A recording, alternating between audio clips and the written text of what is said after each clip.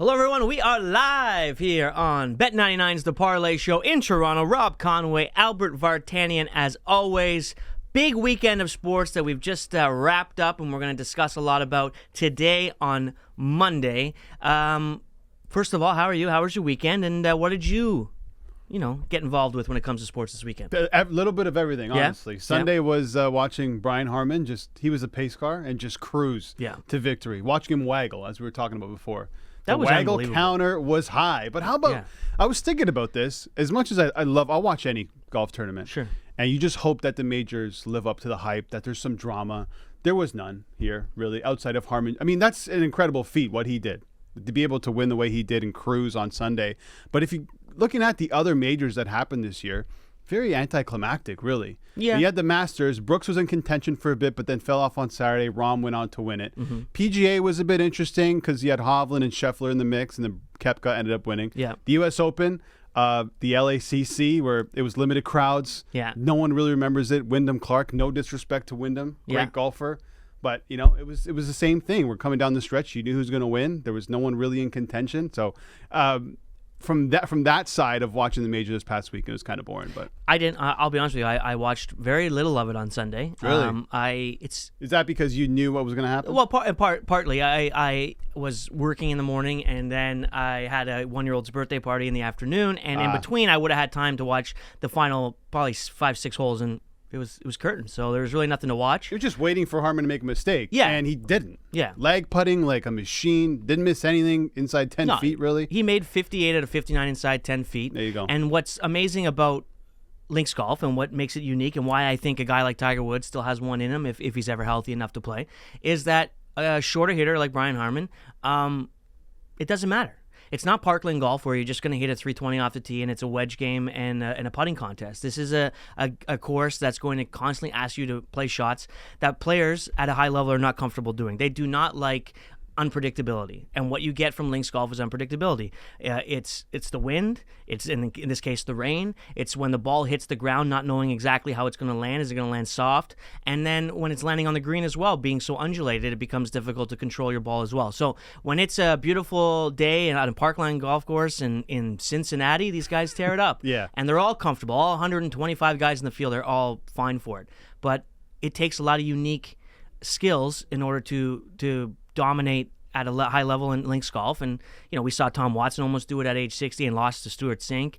We saw Darren Clark at an advanced age do it. Obviously, Harman is, 36 years old. I'm that old, so I don't consider him to be that old. But nonetheless, he is in his golf career, getting on, and this is his first major. And we've seen guys like Ben Curtis win, and just crazy names. Yep. And I think it's because a lot of guys that play on the PGA Tour are, A, not used to it, and B, don't like playing links golf because it isn't their standard protocol, which is hit it as far as you can, find it, hit a wedge on the green, and win a putting competition. Yeah, you just got to be accurate, and that's exactly what he was. You saw Rahm, you saw Rory. These guys are trying to hit it a mile, and they end up in this large fescue, and they can't get out of it, and they got to power through it. And listen, credit to Harman making those putts because not the easiest greens in the world. Unbelievable undulations on those greens, and he was able to close it out. So power to Harman, and congratulations to anybody who cashed the plus 145,000 ticket to win on Harman, which is incredible. He closed, I think it was like minus 220 to win the tournament. Yeah. Are you lefty? I'm a lefty, yeah. So I was happy for the lefty. Yeah, let's go lefties. Brian Harman. All let's right. do it. So you think Tiger has another one, and if he does, he's the got Open. 2 opportunities. It's at the Masters because he just knows Augusta so well, and it's at I think at a British Open where it's going to be a dry, windy 4 days, and he hits a stinger like no other, and he doesn't need to hit it far, and you have to hit creative golf shots all day. And one thing that you don't really lose as a golfer is your touch, and if you practice a lot. But yeah, you don't. It's the distance and all that stuff is fine. But if he gets healthy enough, this is a tournament he can win. He is 99-1 to win the Masters next year, according to Bet99. I like it. Bet99, 99-1. He won't if he plays it all before it. He won't be. So if you're going to bet him at all, you might as well bet him now. Yeah. It depends on it would depend on what type of bet it is. If it's a futures bet, I don't believe he has to play and you would still lose. Whereas if you bet it the week of and he doesn't play, then you get your money back. This is a good point, yeah. Rahm is favored at the moment, 7-1, in case anyone's wondering about the 2024 Masters. How much? 7-1? 7-1. You got Scotty 8-1, Rory 8-1. Rory again. right there. Another T10. Yeah. Another year with no majors. Like, this is just going to keep ramping up. Now it's going to start again in April. Can he do it? Can he get the Grand Slam? He gets close, but then, like, you get the same things over and over again, right? It's him on the green. He's missing putts. He's on his knees. He's frustrated. He's looking at his caddy. And it's just like, take nothing away. He's putting in fantastic performances, but you expect him. He's at the level where you expect him to at least win. How about Scottie Scheffler? First time since October that he wasn't T12 or better. You know why? He was T23, which is not that bad. Sean McCormick picked him. Oh, kiss of death. The negative. He also picked Dustin Johnson, who essentially died on the course out there.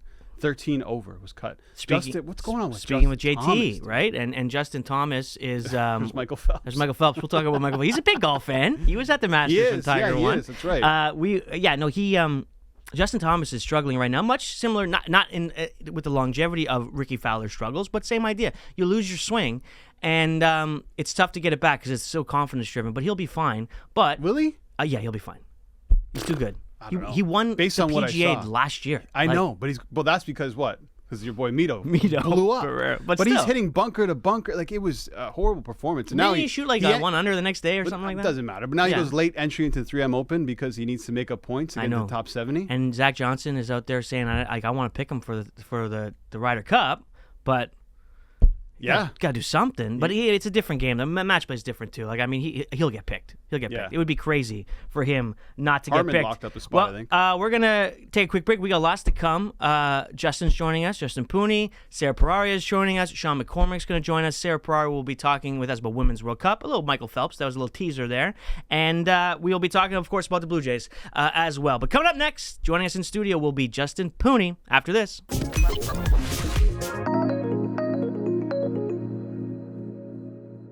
All right, welcome back to Bet99's The Parleh Show. Joining myself and Albert right now is Justin Pooney. Justin, how you doing? I'm doing all right, guys. I heard you guys were talking a little golf earlier. We were. And we're going to chat a little bit more now because we were getting fired up in the break about... I'm getting fired up in the break about who is going to be captain's picks in the Ryder Cup. Now, Albert, you got the list in front of you. You're wondering if Harman would be in, but with the majors have so many points, and he is. Yeah, so the top 6 guys automatically selected. So far, it's Scotty, Wyndham, Harman, got a spot. He's in third. Jumped up 17 spots after winning the Open.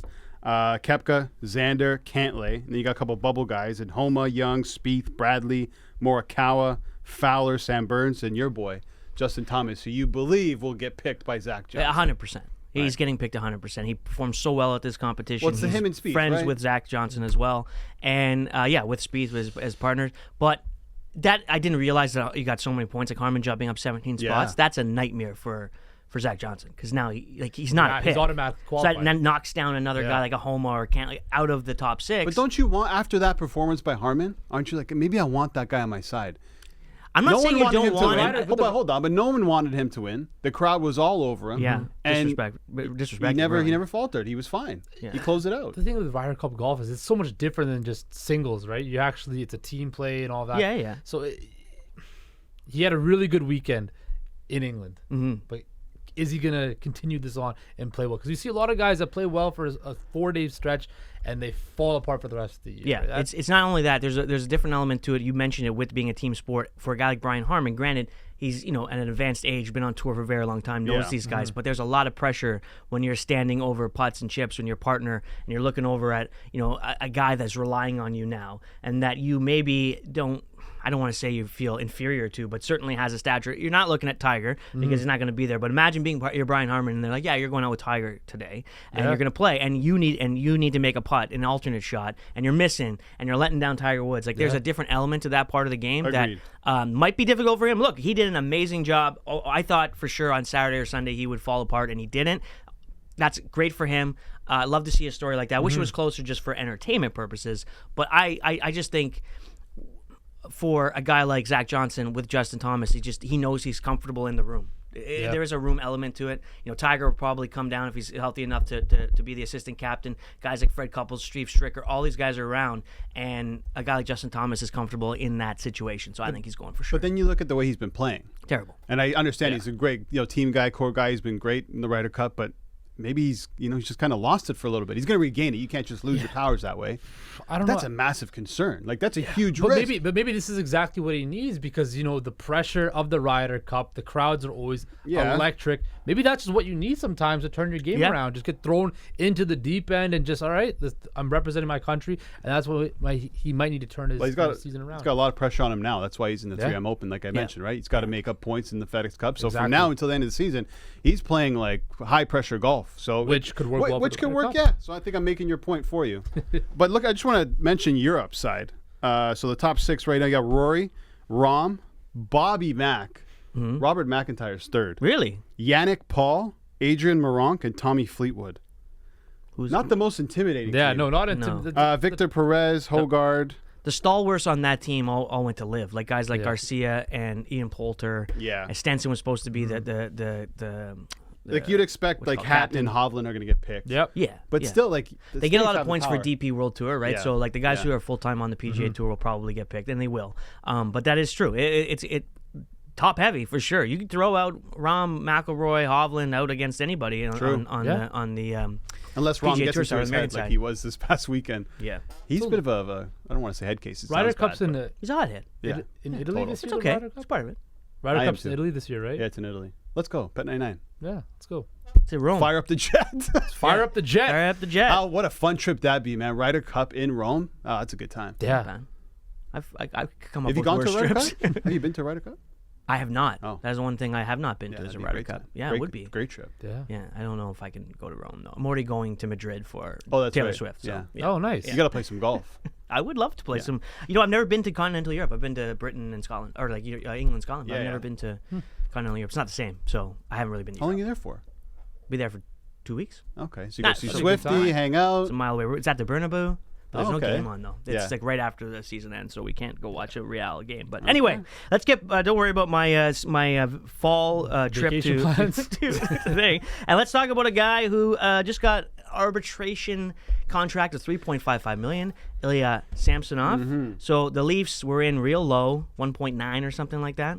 And then he was 4.9 for what he wanted. So it's kind of meet in the middle type of thing. Yeah. But if he plays as good as he played, it's a great value to that contract because he was a top 10 goaltender. Yeah. But, it's who knows, right? This is the first time he did it. And they also have an issue with Matt Murray and his contract, and then, of course, Joseph Wall. So, and he, how much more of a role is he going to play on this team? First of all, Albert, what were your thoughts on the contract and where, he fits into this whole team? Yeah, good deal for the Leafs. I mean, think about what he did last year. I know he only played 42 games, and people are knocking that. Let's see what he can do over an entire season. If he plays full, he's going to play 55. Like, he's not going to play 75, and right? listen, Like, so it's not. Joseph Wall, it's going to be a tandem again because Joseph Wall could not be sent down now without having to pass through waivers. The Leafs aren't going to risk that. Yeah. He's the number 2, so it's Samsonov and him.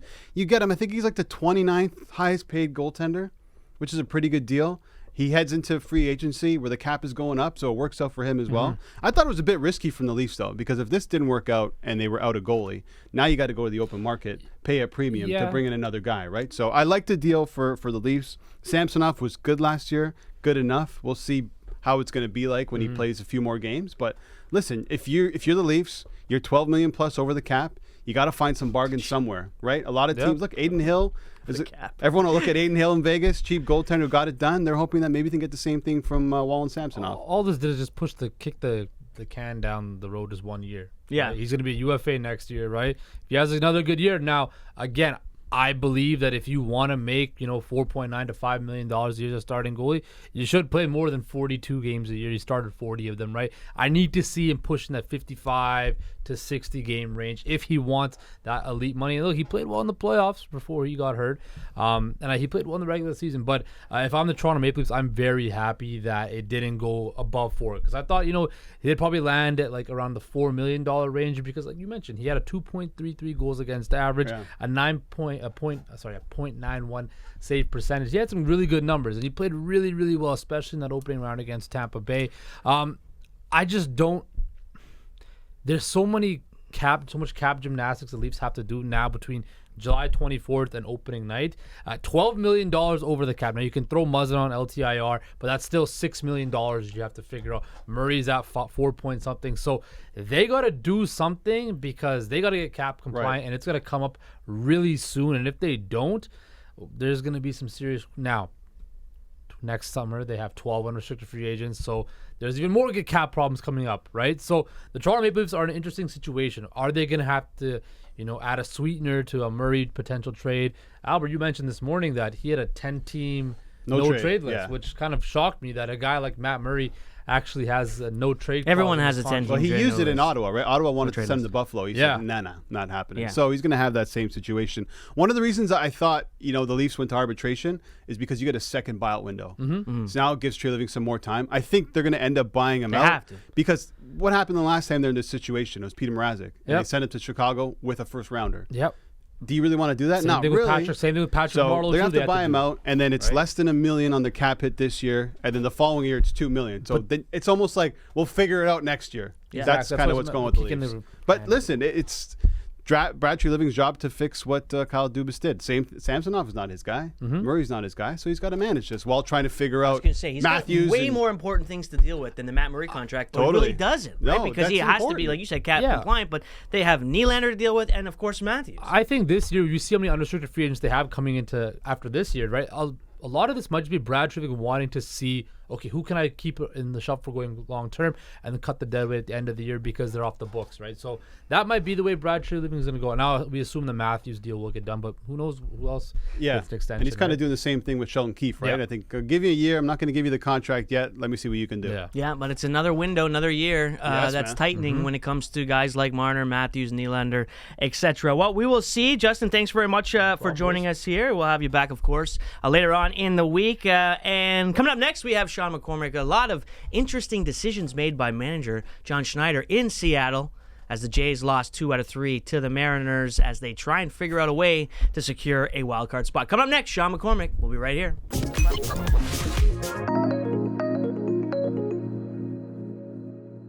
In the words of one Jim Nantz, hello, friends. Welcome inside the Parleh Studios, or Butler Cabin. We are just fired up about Justin Thomas and whether or not he's on the Ryder Cup. But I want to hear this run you read during the break. Yeah, so since the PGA Championship, right, which was in May, T65, cut at the Memorial, cut at the U.S. Open, T9 at the Travelers, a little bounce back, cut at the Rocket Mortgage, T60 at the Genesis, and cut at the Open. Nothing says Ryder Cup pick than missing cuts. Holy smokes, dude. No, but Justin Thomas is too good. He'll be there. Sean, what do you think? He'll be there as one of the captain's picks or whatever. Yes. I don't know why. I mean, wouldn't you want somebody that's in good form?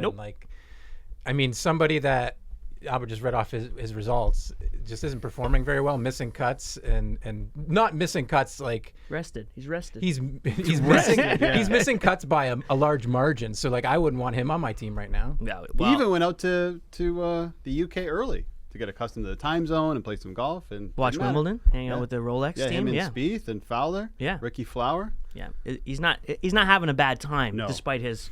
But like I said, he is playing in the 3M Open. He's a late entry because he needs to make up points on the FedEx What's the Cup odds, standings. you said? He's now 21-1. No, 22. No, that's because the Conway money came in on. Conway money came down on JT. Fee now is 12-1. Wouldn't you rather have Sepp Straka? Oh hell yeah! I'm betting Sepp Straka this week. Sepp Straka, he's on the other team. I know, for the 3M Open. Oh yeah. Dude, I had a semi.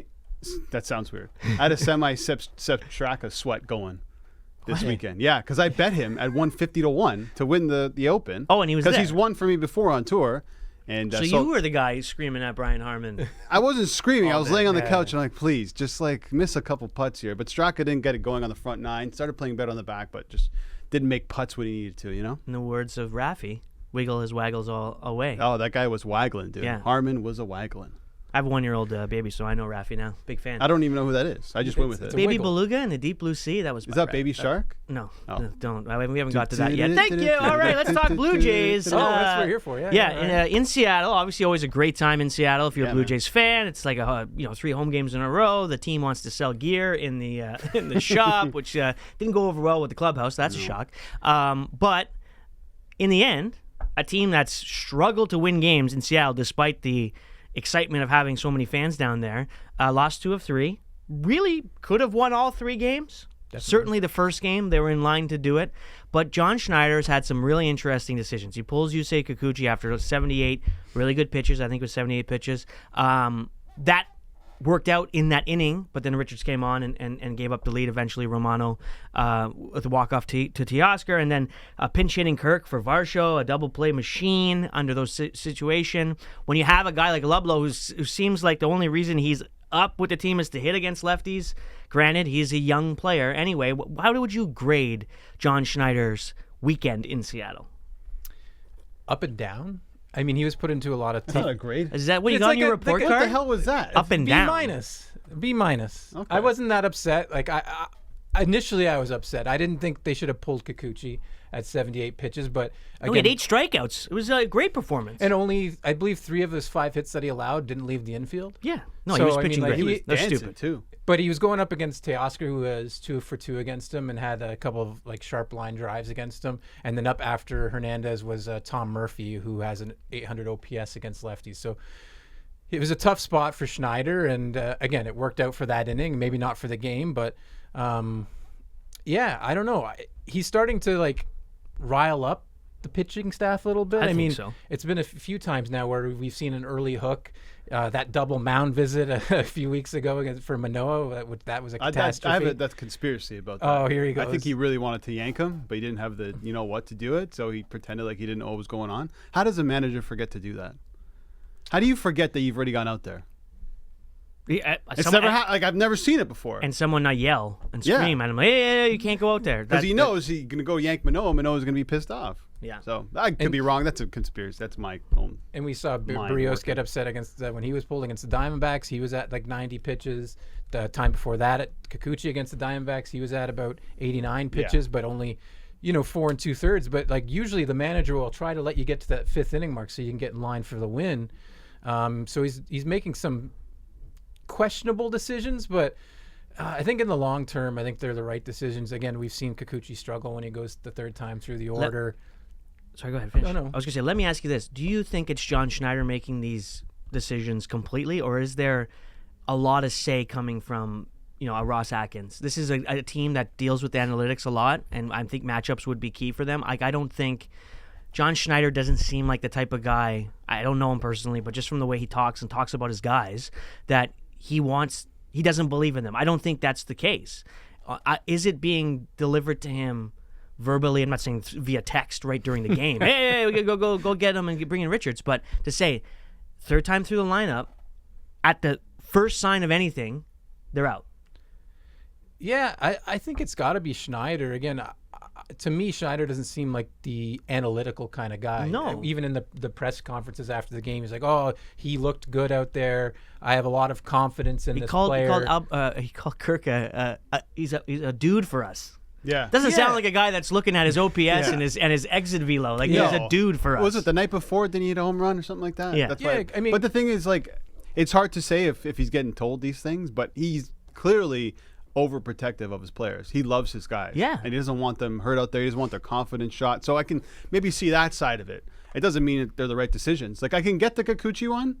The Kirk one was mind-boggling because with runners on, ground ball for Kirk, that's a double play. Yeah. Right? And it just didn't really make any sense. But, credit to him going after the game and saying he's a dude for us, that's our guy. I mean, that's what he's got to do. But it was not the right move at all. Yeah, the confusing thing for me, and like you said, like Kirk, ground ball machine, he's hitting it at the time 10 double plays this year. Now it's at 12 after Sunday. Varsho's actually batting better against lefties this year than Kirk is. So, like, why you would lift Varsho in that spot, to me, I didn't make much sense. I know historically Kirk is better against lefties than Varsho is, but Varsho's only hit into 3 double plays this year. Yeah. So it's a lack of trust, right? It's a lack of trust in Varsho, who, I mean, admittedly has been struggling a bit. He also had a pretty good game. I think it was Saturday, but I don't know, a B-, a C+, something like that for Schneider, who will have a lot of tough decisions to face going forward. I mean, these games only get tougher as they get down the stretch. When these games matter even more. I think you're 2 up on the Red Sox and the Yankees now, and 4 up on Seattle. You're holding the last wild card spot now as opposed to the second wild card spot. So you're only going to get more tough decisions to make. And, I mean, you got to make the right ones or else you might be on the outside looking in. Yeah, you got the Dodgers coming up, tough series. And you got the Angels coming up, right? Like, I think according to the strength of schedule, they have the 9th hardest schedule remaining. So I know what you're saying, how like some of these decisions in the long term will make sense. But right now, these decisions need to make sense now. Yeah. Right. If they got swept by Seattle, that's huge. It's a huge dagger. It's a team that's right behind them. So you can't be making these decisions. But I'll always go back and say Schneider is still learning on the job. He just hit 100 career games, like 2 series ago or something like that. So he's still trying to figure it out. Yeah, I mean, it's like I say, those decisions he made all made sense. If you can, you could rationalize all the decisions. Deciding to go with Kirk because he's hot or whatever, and deciding to pull Yusei Kikuchi because it's somewhat of a trend, and bringing in like you said with the lefties or whatever it might have been. But when they don't work out, they don't work out. Yeah. Right? You got to know your team. You got to know your guys. And if the decisions don't work, they don't work. Now, maybe over 162 they do. But like you're saying, Albert, it's not 162 anymore. No. They need to win games, and then they're going to need to win games in the playoffs. And you only get one, right? It's like golf and hitting a range bucket. Yeah, you hit your 50th 9-iron really good, but the first 49 sucked, and you only get one on the golf course anyway. Totally. So you can't be always worrying about what this is going to do over 162. You got to make the right decision right now. Yeah, I so agree. it's going to be interesting down the stretch for sure. They're playing the Dodgers. Got to stay up late. And it's weird. They're playing the Dodgers. Then they got the Angels back in Toronto this weekend. Everyone's pumped to see Shohei. Shohei on Friday. Yeah, but the Dodgers, always a sexy name, always a high payroll, always a World Series contender, at least over the last decade. What are your expectations for this series? It's not getting easier for the Jays, that's for sure. Definitely not easier. I mean, even tonight, they're facing Michael Grove, Brios against Grove tonight. And similar to the San Diego series, we're dealing with a team with a top-heavy lineup. Mm-hmm. You know, you've got Freeman's on fire right Freeman, now. Betts, J.D. Martinez, Max Muncy. Just a team that can, put up a ton of home runs. Each of those guys have 20 home runs or more this year. So it's going to be a tough series. I mean, you got to get out and get those guys out and get to the bottom of the lineup faster. And the Jays' top of the lineup struggling right now. Over the weekend in Seattle, I think Bichette and Springer were combined like 1 of 39 or 2 of 39 or something like that. That's just not going to get it done. So I'm a little worried for this series. The Dodgers are the best team in the NL West, so it's going to be a tough one for the Jays. Yeah, an extended losing streak's not going to be very good at this time in the season. But, if you look at the lineup, like you said, Freeman, Betts, and Martinez, look, names that we know, Taylor, Hayward, Smith, Muncy, you even mentioned he's batting below 200, but yet they are all professional hitters. It's going to be a tough lineup to navigate. Yeah, I don't mind the rotation going out there, though. Barrios, Bassett, and Kikuchi, all guys who've been pitching pretty well. Bassett on the road hasn't been great, but you're hoping that these 3 guys can get it done. And listen, the bullpen's looking pretty good. We're going to see we'll probably see Genesis Cabrera. Yep. To see what he can do out of the bullpen. Nate Pearson going down, which was kind of big news for the Toronto Blue Jays, but makes sense bringing in Cabrera. I like the Jays' chances in this series. I know they're on the road against a really, really good team, but I think they can take 2 out of 3 here. What about, I got this question for you. You hear it all the time on talk radio in Toronto. Gosman, number 1 out of the gate, obviously. Who do you start in game 2 of a playoff series? Barrios. Right now, yeah, it's got to be Barrios for me. I think he's just been more consistent than Bassett. Bassett's been giving up a little bit more runs, so for me it would be Barrios. Yeah, I mean, if it's at home, I like Bassett at home. He's just so much better. I don't have the numbers here right now, but the question that needs to be answered, we didn't really talk about it, but it's Manoah. Like, if you get past the wild card and now you're into a series where Manoah has to pitch, like, how much do you trust that guy? I don't know. Here's a problem, too. If they don't start to pull away a little bit in the wild card, those guys might not be available in game 1 or game 2 because they have to win game 1 60, 61, and 62. I think right now they'd play the Twins in the wild card, which is not a bad matchup. No. That's another question we can get to. Do you want to come first in the wild card, or do you want to come second and third in the wild card, depending? Because first, you know who you're going to end up playing, right? So we'll see about that. Just gotta Sox maybe. Oof. Just gotta get in. Gotta get in. All right, Sean. Thank you very much for joining us. Of course, you'll be here with us tomorrow to talk more Blue Jays. But after this, Sarah Perari joins us to talk some Women's World Cup here on the Parleh Show.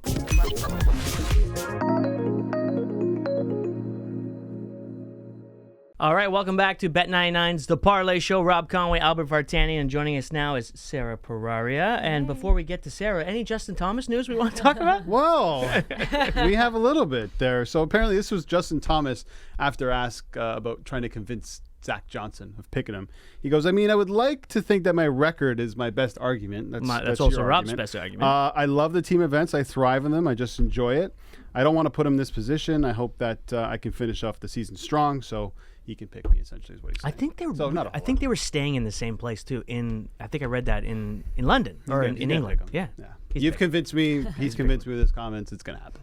All right. We've been on a Justin Thomas binge. The whole which is- show. Yeah, The whole show. We've started Well, every let's switch it segment. up then, huh? Yeah. Yeah. How about Messi? That was pretty exciting. Hey. Like, okay, look. I mean, look. I don't know if he's going to have the longevity of being able to bring out stars like LeBron James and Serena Williams and Kim Kardashian, but man, was that pretty cool. And for him to, of course, do what he did was amazing.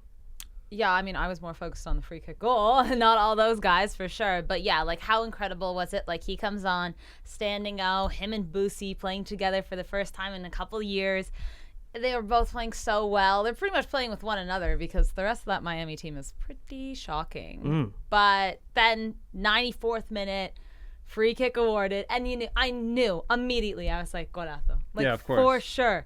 And just the way he celebrated, like it was. I mean, Beckham was sitting there just like licking his lips, Yeah. loving it. I'm the man. Yeah, I mean, you know what though? Good Look for what him. I did. Yeah, look what he did though. Yeah, I mean, no, great. Listen, that's Messi. This is what he does. But it's still, like, as much as we know he's capable of doing that, and Yeah. I think most people who've watched Messi expected him to score that goal, it's Yeah. still unbelievable to see. yeah. And I even, we've had debates over and over, Messi, Ronaldo, and whoever else, and I've always kind of been on the fence, and even I had to concede, and I'm like, he's the greatest. Clip it.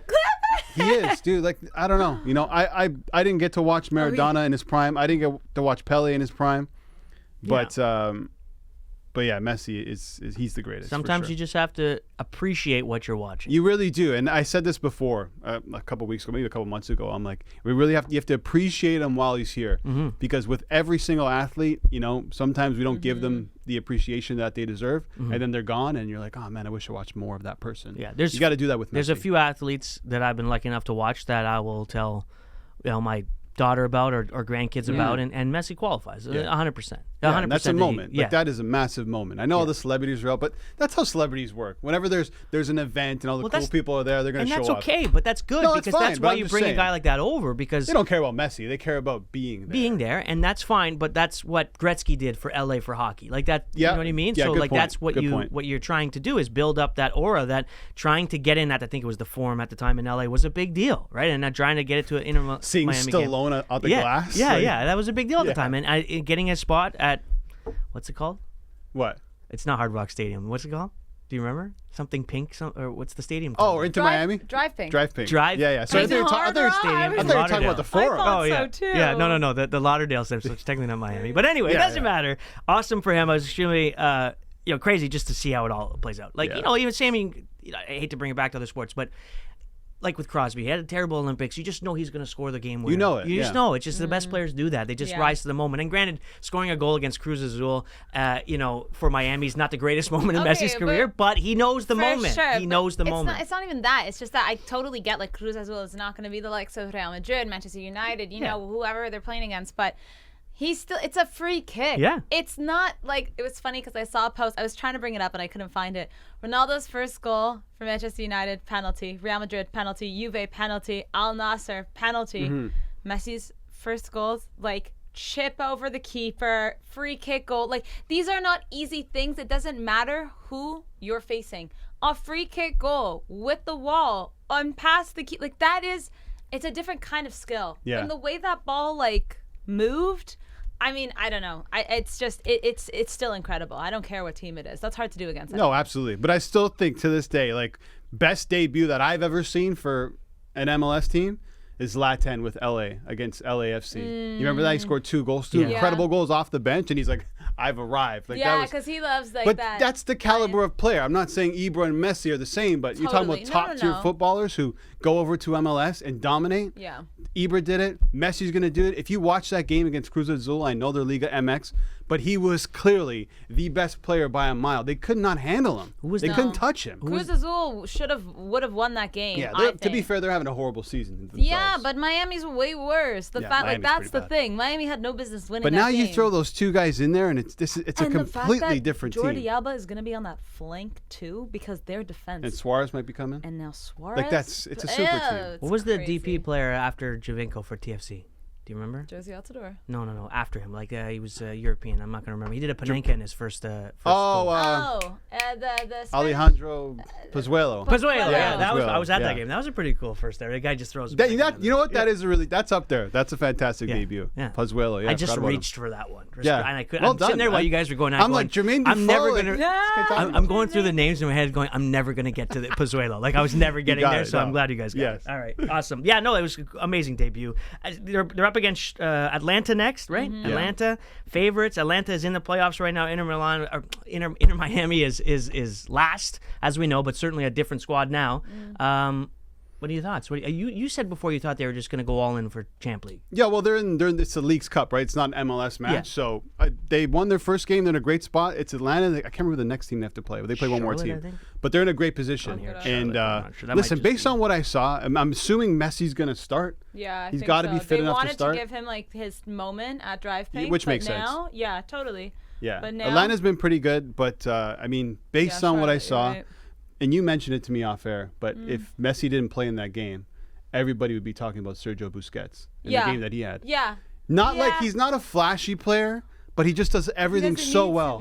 Yeah. He just finds the right passes. The and through balls dude. were just like you were just. What am I so- watching? No, it's But incredible. after watching that, I know there's a lot of good teams in this tournament, but then you're like, well, they got the Messi hype train. If you believe in these energies and momentum and these types of things and what he can do, why can't Miami win Can the they Leagues Cup? imagine they win this Leagues Cup? It's Yeah. going to be Well, so incredible. They would love it. CONCACAF MLS would love it. That means Messi's in the Champions League. That's huge for them. I didn't pull 100%. the trigger, but I did look up to see what a Messi jersey was going to cost me. to And? buy it.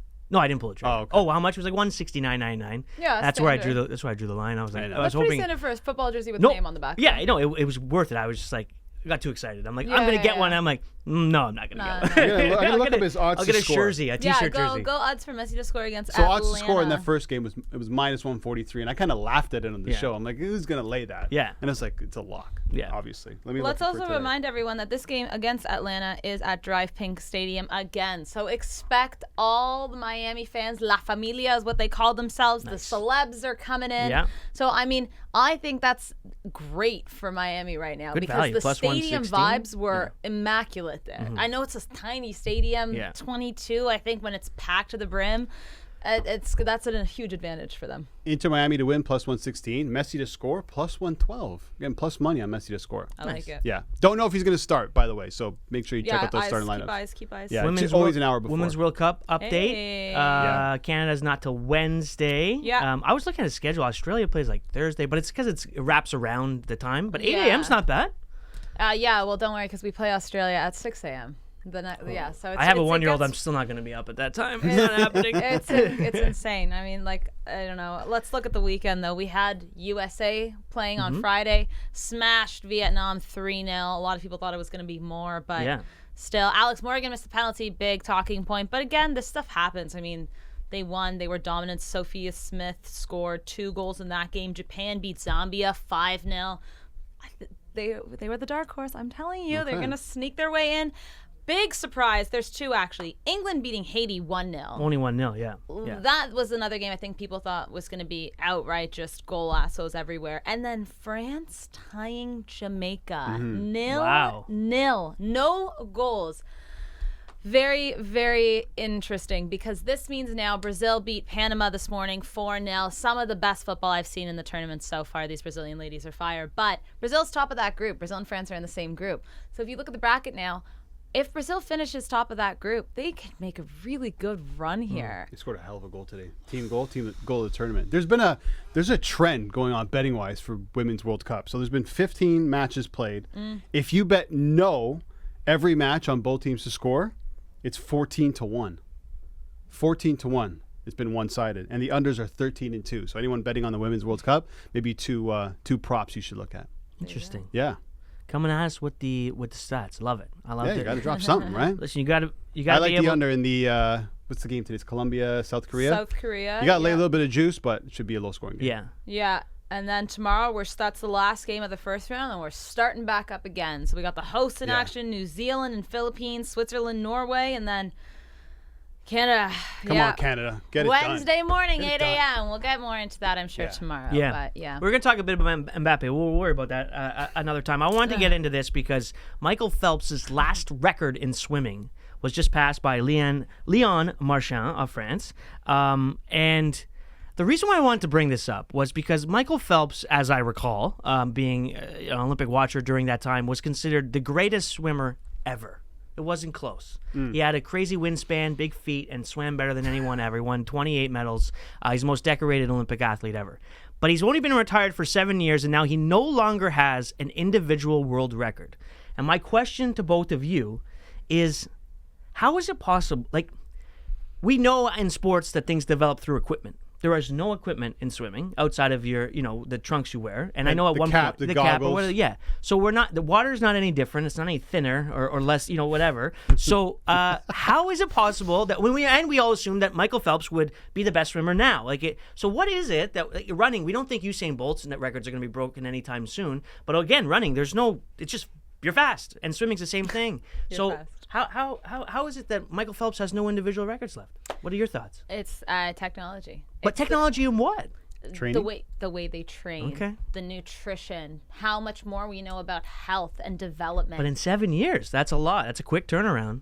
Think about what kind of phone you had 7. Think about your iPhone 7 years ago versus I now. still have my 7-year-old. No, I'm kidding. No, but do you know what I mean? Like, the way technology has already changed so much in just 7 years, I'm not really shocked with that. We're going at a crazy pace right now. I think also these kind of people, these athletes, these freak athletes, they do come every once in a while. This could also be coincidence. It could be like, you know, whatever. But I definitely think athletes today have so much more knowledge about, like I said, training, nutrition, development. You see it in football too. Like, footballers these days are specimens compared to what they were in like the 50s. But that is the 50s. We're talking about a guy at the 2008 Olympics. Like, it's not that long ago. Yeah, I think though it's just changing. I mean, look at Erling Haaland. This guy's a freak of nature. Like, it's just. But you know what it is too? Like, you have Michael Phelps. He set the bar, but he also laid out the blueprint. Yeah. This is how I got to where I got. I mean, I have my abilities, but if you want to kind of get to where I'm at and do what I do, this is what I did. And if you can match it and you have the God-given talents, then maybe you can match up with that. Or you go the other way and, the stuff that Olympics did. Yeah, I mean, on that graphic, he's got better numbers on almost every discipline. What do they say about records? They're meant to be broken. They're meant to be broken, but I get what you're saying though. I was just shocked that Phelps in particular, that he lost those records. I'm gonna have to fix my earpiece. This one really stuck out to you though, eh? This Phelps thing. Yeah. You came in hot with it too. Yeah. You're like, what's going on? I was an Olympic family. My sister, whatever. Oh. My sister was an Olympian, right? So, Wow. so in 2000 as a gymnast. So I followed the Olympics a lot, and I was just shocked because when I was in Australia when the Australians beat the Americans in the 4x100. It was a massive deal, and so like, and then I watched a lot of Phelps. I was just surprised. I was surprised that his records were gone. That's awesome. How come you were an Olympian? Yeah, what happened to you? Bobby. I'm a decent golfer, and I was okay at hockey until the age 6. Relax. More than decent. Yeah. Legit golfer. 10 seconds left. I can kind of hear him. Is that what you're saying? All right, Sarah, thank you very much. We appreciate you having my earpiece is gone. Michael Phelps, it's okay. You will never get another record, but you'll always have those gold medals. All right, we'll be back with Sean McCormick for the Parleh.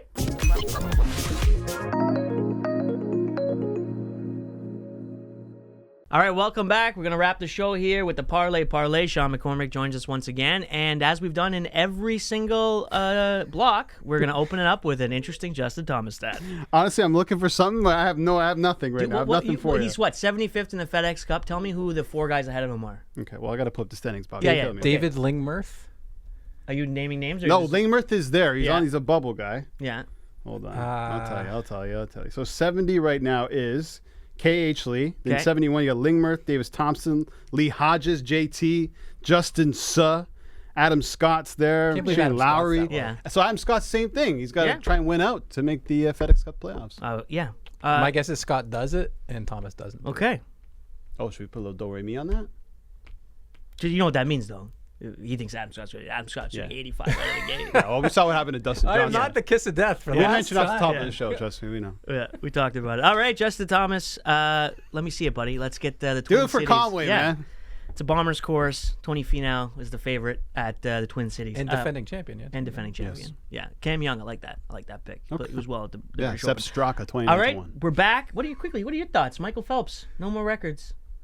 How has swimming improved so much over 7 years?